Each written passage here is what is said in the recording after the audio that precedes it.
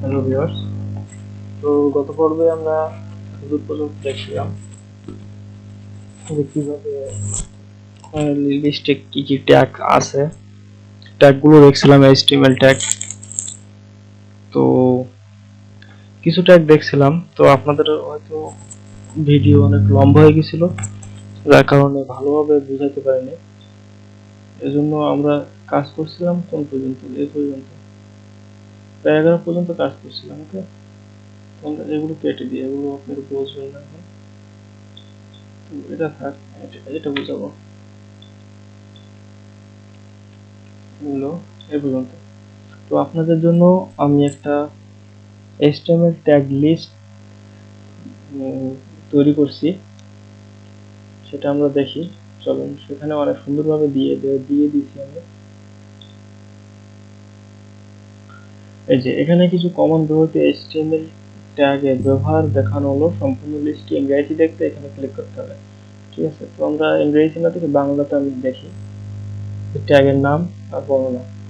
আমরা যে doc type লিখছি উপরে, ওটা একটা ট্যাগ। HTML লিখছি, ওটা একটা ট্যাগ। হেড একটা ট্যাগ, বডি একটা ট্যাগ। আসলে HTML ট্যাগ ছাড়া চলতেই পারে না। ঠিক আছে, প্রতিটা প্রতিটা অক্ষর লিখতে, প্রতিটা কন্টেন্ট লিখতে, ওয়েব পেজের প্রত্যেকটা কন্টেন্ট লিখতে HTML ট্যাগ ব্যবহার করা হয়। তো ডক টাইপ একটা HTML ট্যাগ HTML, এটা হচ্ছে হেড, বডি, এগুলো তো আমরা দেখছি। আবার পাশে আমরা এখানে দেওয়া আছে HTML ডকুমেন্টের ধরন নির্ধারণ করার জন্য এটা ব্যবহার করা হয় ডক টাইপ। যে আমরা HTML লিখতেছি, এজন্য ডক টাইপ ব্যবহার করা হয়। ঠিক আছে, HTML বোঝানোর জন্য, যে পেজটা আসলে HTML এর পেজ, এজন্য বোঝানোর জন্য এই ডক টাইপ ব্যবহার করা হয়। HTML এর প্রধান ট্যাগ, HTML এর প্রধান ট্যাগ হচ্ছে HTML, এবং হেড হচ্ছে হেড আনার জন্য। আমরা গত পর্বে দেখছিলাম যে এখানে দেখছিলাম আমরা হেড আনছিলাম, হেডের ভিতরে টাইটেল দিয়েছিলাম। ওই যে হেডের ভিতরে যে টাইটেল, এই টাইটেল একটা ট্যাগ। ঠিক আছে, আর আমরা তো এই 6 পর্যন্ত ট্যাগ গুলো দেখছি অবশ্য। তো এখানে দেওয়া আছে HTML এ মন্তব্য করার জন্য এই অক্ষরটা ব্যবহার করা হয়, এটা ব্যবহার করা হয়। HTML এ মন্তব্য করার জন্য এটা ব্যবহার করা হয়। তো HTML এ দেখা যাচ্ছে আপনি এখান থেকে এই এই পর্যন্ত এই প্রথম হেডিংটা আপনি দেখাতে চাচ্ছেন না। ঠিক আছে, বা আচ্ছা এটাই করি, এটা আপনি দেখাতে চাচ্ছেন না, তাহলে এখানে আপনার মন্তব্য করতে হবে। ঠিক আছে, দেন সম্পূর্ণটাই আপনার সাদা হয়ে গেছে, মানে সম্পূর্ণটা আপনার মন্তব্য হয়ে গেছে। ঠিক আছে, তো আমরা চাচ্ছি শুধু হেডিংটা করতে, এই জন্য এটা শেষ করতে হবে। শেষ করার জন্য এখানে আবার দুটো সমান দিবেন, বিয়োগের চিহ্ন দিয়ে এই দিয়ে দেবেন, দিলে এটা শেষ হয়ে গেল। এবং সেটা ব্যবহার করা হয় আপনার মন্তব্য অনেক কাজে ব্যবহার করা হয়। যে কোনো জায়গায় মন্তব্য করতে ব্যবহার করা হয়। আপনারা যখন প্রফেশনাল ভাবে একটা ওয়েবসাইট তৈরি করবেন, তখন দেখবেন মন্তব্য বহু জায়গায় ব্যবহার করা হয়। ঠিক আছে, তো এটাকে আমরা দেখছি স্ট্রং ট্যাগ লেখা বোল্ড করার জন্য। তো আমরা এখানে দেখছিলাম যে লেখা বোল্ড করার জন্য বি ট্যাগ ব্যবহার করছিলাম। ঠিক আছে, তো আমরা বি ট্যাগ ব্যবহার না করে আমরা স্ট্রং ট্যাগ ব্যবহার করেও লেখা বোল্ড করতে পারি। তো আমি যদি এই লেখাটা বোল্ড করতে চাই, তো আমরা এর আগে স্ট্রং ট্যাগ দিই।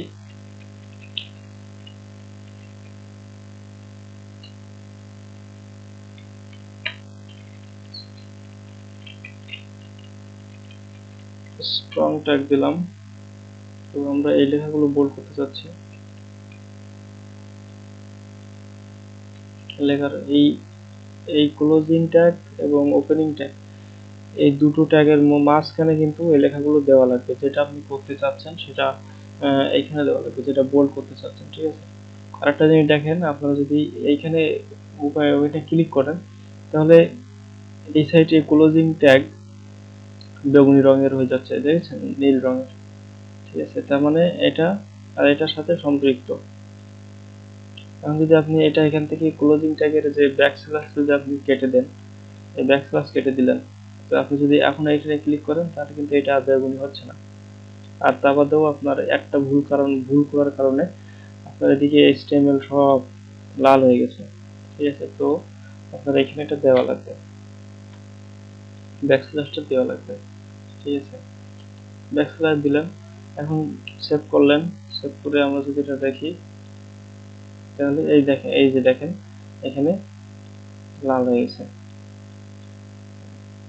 এখানে ওই কালো হয়ে গেছে, বোল্ড হয়ে গেছে। এখানে স্ট্রং দা আসছে, এটা একটা ভুল করছি মনে হয়। স্ট্রং ও এই সাইডে লেখা হয়ে গেছে স্ট্রং, এই হচ্ছে লেখা।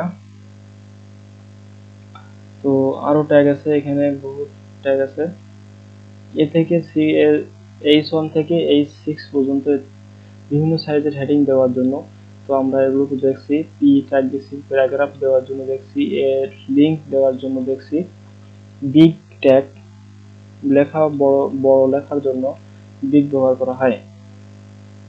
তো আমরা একটু দেখি এখানে, এখানে একটা বিগ লেখাটা আসলে এখানে না দিয়ে আমি একটা লেখা এইখানে একটা লিখি, বিগ ট্যাগ দেই। বিগ ট্যাগের ভিতরে দিস ইজ বিগ হেডিং,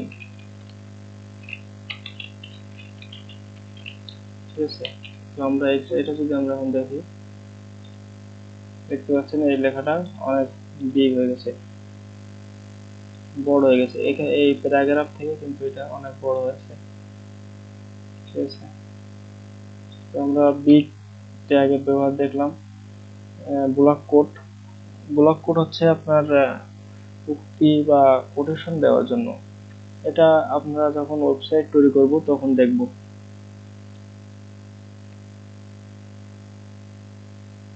ঠিক আছে। ওয়েবসাইট তৈরি করার সময় ওটা দেখবো, সমস্যা নেই। তারপরে বিআর ট্যাগ আমরা দেখছি, বিআর ট্যাগ বাটন হচ্ছে বাটন আনার জন্য, ক্যাপশন দেওয়ার জন্য, সেন্টার ট্যাগ ব্যবহার করা হয় লেখা মাঝখানে নেওয়ার জন্য। তো এটা আবার HTML এ উঠিয়ে দেওয়া হয়েছে, দেখতে পাচ্ছেন HTML এ উঠিয়ে দেওয়া হয়েছে। অ্যাব্রিভিয়েশন দেওয়ার জন্য অ্যাব্রিভিয়েশন ট্যাগ আমরা এখানে ব্যবহার করছি অবশ্য। আপনারা দেখেন এখানে অ্যাব্রিভিয়েশন, দিস ইজ দেখাচ্ছে, এটা লিখলাম আমি ওয়ার্ল্ড ওয়াইড ওয়েব, টাইটেল দিলাম, অ্যাব্রিভিয়েশনের ভিতরে টাইটেল দিলাম, এটা আমরা লিখি, ঠিক আছে। বাংলাদেশ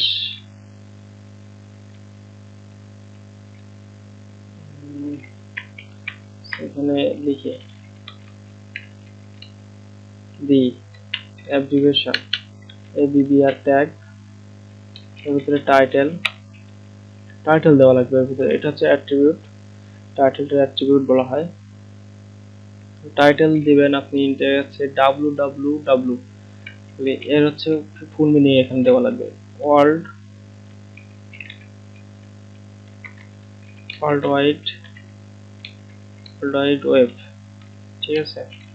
ওয়ার্ল্ড ওয়াইড ওয়েব, এখানে দিলাম www।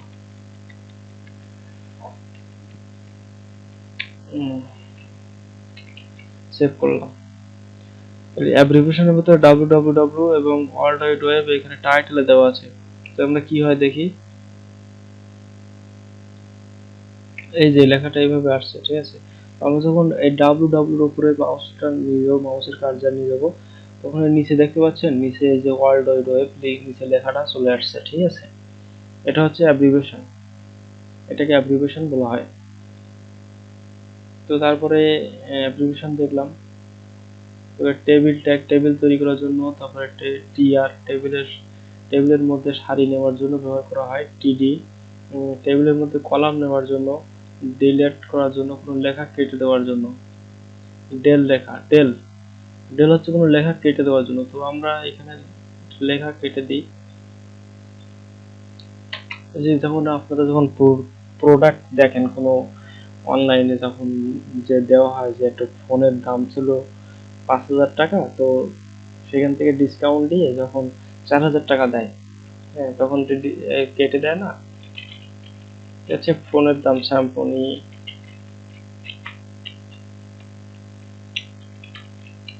ফোনের দাম ছিল হচ্ছে 4,000 টাকা, 4,000 টাকা, ঠিক আছে, 4,000 টাকা। তো এটা অফারে আইছে, অফার অফার প্রাইস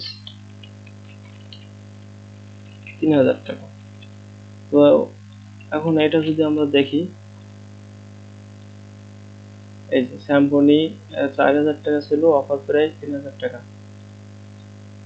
তো আমরা এটা লেগে গেছে এখানে, তো আমরা এখানে বিয়ার ট্যাগ দিয়ে এটা ব্যবহার দিতে পারি। আমরা যদি বিয়ার ট্যাগ দেই, বিয়ার ট্যাগের ব্যবহার দেখছেন আমাদের অবশ্য, বিয়ার ট্যাগ দিলে লাইন ব্রেক হয়ে যায়।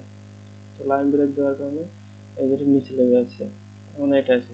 তো আমি চাচ্ছি 400 টাকা এটা কাটতে হবে, ঠিক আছে, এটা কেটে দিতে হবে, কেটে দিয়ে অফার প্রাইসটা এখানে দেওয়া থাকবে। তো 400 টাকা কাটার জন্য আমাদের এখানে ডেল কিওয়ার্ড যে যেটা আছে ট্যাগ, ওই ট্যাগটা এখানে ব্যবহার করতে হবে। তারপরে 400 টাকা এখান থেকে কাট করে ডেলের ভিতরে দিয়ে দিলাম। এখন দেখেন কি হয়, দেখতে পাচ্ছেন 400 টাকা এখান থেকে কেটে গেছে, মাঝখান দিয়ে দাগ চলে আসছে। এটা হচ্ছে ডেল ট্যাগের ব্যবহার। ওকে, তারপরে আছে ডিরেক্টরি। ডিরেক্টরি লিস্ট আনার জন্য আসলে এখানে সব লিস্ট ট্যাগগুলো এখন দেখাবো না, কারণ বেশিরভাগ ট্যাগ আমরা যখন ওয়েবসাইট তৈরি করব তখন আমাদের লাগবে, ঠিক আছে, তখন এমনিতেই হয়ে যাবে আপনাদের। এখন এটা জাস্ট আপনাদের ধারণা দিচ্ছি যে একটা HTML পেজ সবসময় ট্যাগের উপর নির্ভর করে।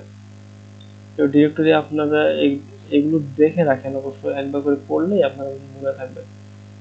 ইএম লেখা বোল্ড করার জন্য ইএমও ব্যবহার করা হয়। আপনারা যেরকম স্ট্রং ব্যবহার করছিলেন একটু আগে, তো ইএম ব্যবহার করতে পারবেন, স্ট্রং ব্যবহার করতে পারবেন, বি ব্যবহার করতে পারবেন। ফরম ট্যাগ ব্যবহার করা হয় ফরম আনার জন্য, যেখানে আপনার এই একটা যেকোনো একটা সাইটে যেমন ফেসবুকে লগ ইন করেন, লগ ইনে যখন এখানে একটা লগ ইন পেজ, লগ ইনের প্রথমে পাসওয়ার্ড দিতে হয়, তারপর নাম্বার দিতে হয়, ওটা হচ্ছে একটা ফর্ম, ঠিক আছে। তারপরে কোনো জায়গায় আবেদন করতে হলে যে ফর্ম ব্যবহার করা হয়, ওই ফর্ম আনার জন্য HTML এর ফর্ম ট্যাগটা ব্যবহার করা হয়। এগুলো আপনারা পরবর্তীতে জানবো। তারপরে এইচআর একটি লাইন আনার জন্য ব্যবহার করা হয়। আই হচ্ছে ইটালিক করার জন্য ব্যবহার করা হয়, লেখা ইটালিক করার জন্য। তো এইচআর আর আই, এগুলো যেহেতু আমরা এখন কাজটা করতেছি, এখানে প্যারাগ্রাফ আছে, তো আমরা এখানে কাজটা করি, তাই তো। দেখা যাচ্ছে এই লেখাটা আমরা এইচআর দেব, এইচআর দেখা যাচ্ছে আমি এই পর্যন্ত এখান থেকে এ করে দিলাম, দিয়ে সেভ করলাম। এখানে যে আমরা ফাঁকা স্পেস দিলাম, HTML এ কিন্তু স্পেস নিবে না, ঠিক আছে, একইভাবে কোনো পরিবর্তন থাকবে না, কোনো পরিবর্তন নেই কিন্তু। তো আমরা এখানে যদি আমরা একটা এইচআর ব্যবহার করি, এইচআর ব্যবহার করা হয় হরিজন্টাল লাইনের জন্য ব্যবহার করা হয় এইচআর। এইচআর একটা সিঙ্গেল ট্যাগ। আমরা যদি এটা দিই, এখন দেখেন কি হয়, দেখতে পাচ্ছেন এই যে এখান থেকে এই যে একটা দাগ এসে যাচ্ছে, এই দাগটা চলে আসছে। এই দাগটা দেওয়ার জন্য আমরা এইচআর ব্যবহার করতে পারি, এইচআর ব্যবহার করতে পারি। তারপরে ইটালিক, কোনো সংখ্যা ইটালিক করার জন্য দেখাচ্ছে আপনি লেখা ইটালিক করবেন।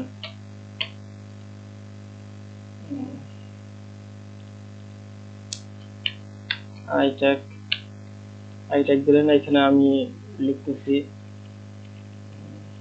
আমার নাম, লিখি এমডি আমিন ইসলাম,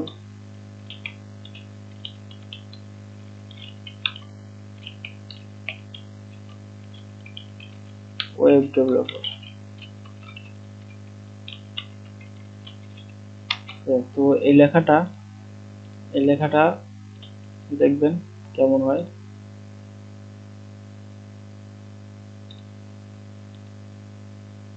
অবশ্য লেখাটা ভুল হয়ে গেছে, আমরা এটা সেভ করছি। ও, এটা আসলে আসবে না এখানে, কারণ এটা তো এটাকে একটা পি নিতে হবে। আমরা যদি প্যারাগ্রাফের ভিতরে দিই লেখাটা, তাহলে অ্যাট্রিবিউট গুলো লেখা এই ব্যবহার করা হয় আপনার যে কোনো ট্যাগের মধ্যে। এখন আসবে এই যে এমডি আলামিন ইসলাম ওয়েব ডেভেলপার, ঠিক আছে। সরি, গেলাম ইসলাম ওয়েব ডেভেলপার। এখন লেখাটা কালো ইতালি হয়ে গেছে। তো আপনারা যদি চান যে এই লেখা এখান থেকে কিছু লেখা ইতালিক করবেন তো করতে পারেন।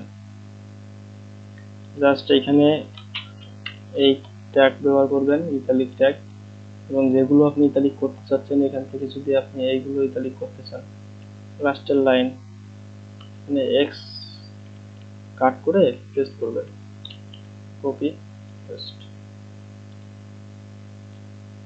দেখতে পাচ্ছেন এই লেখাগুলো, এই যে লেখাগুলো আপনার ইতালিক হয়ে গেছে।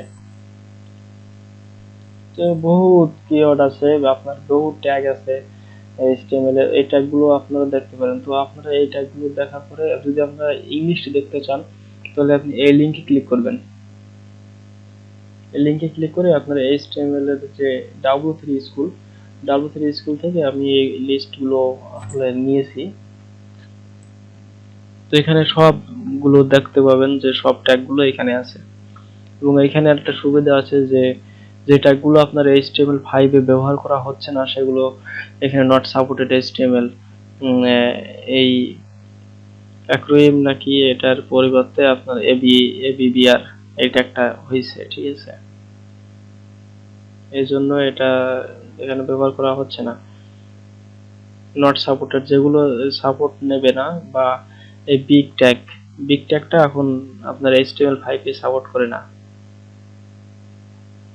সেন্টার ট্যাগ সাপোর্ট করে না, ডিরেক্টরি ট্যাগ সাপোর্ট করে না। ডিরেক্টরি এখন ইউএল ট্যাগ ব্যবহার করা হয়, আনঅর্ডার লিস্ট, ঠিক আছে। ফন্ট ব্যবহার করা হয় না। তো যাই হোক, অনেক কিছু দেখলাম আজকে। তো আপনারা এই ট্যাগগুলো মুখস্থ করবেন, ঠিক আছে। এই ট্যাগগুলো মুখস্থ করবেন, আর এমনিতেই আপনারা যখন প্রজেক্ট করব, যখন একটা ওয়েবসাইট তৈরি করব প্র্যাকটিক্যালে, তখন আপনাদের এই এমনিতেই মুখস্থ হয়ে যাবে, এগুলো মুখস্থ করা লাগবে না, ঠিক আছে। তো সবাই ভালো থাকবেন, পরবর্তীতে আমরা অন্য কিছু দেখার চেষ্টা করব। ধন্যবাদ।